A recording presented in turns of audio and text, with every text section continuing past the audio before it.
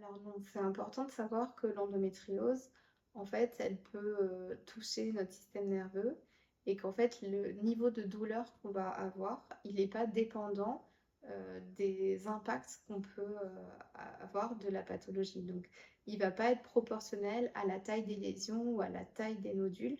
Il va être plutôt, dépendant de où se trouve l'endométriose et quelle cellule elle vient affecter. Et si on en a très, très, très, très peu, mais qu'elle vient toucher des cellules nerveuses, on aura des douleurs, même si ça se voit pas nécessairement, à l'examen, ou à l'échographie ou à l'IRM. Donc c'est important quand il y a des douleurs d'aller consulter et de ne pas se laisser décourager parce qu'il n'y a rien en imagerie médicale.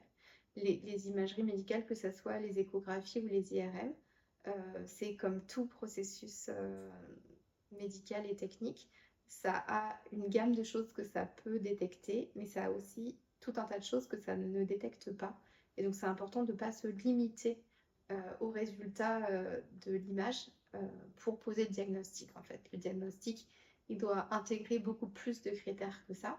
Parfois, l'imagerie médicale permet de le valider, de le faciliter au niveau de son diagnostic. Mais ça doit rester une aide et ça doit pas être le critère, le seul critère, pour déterminer si la pathologie est là ou pas.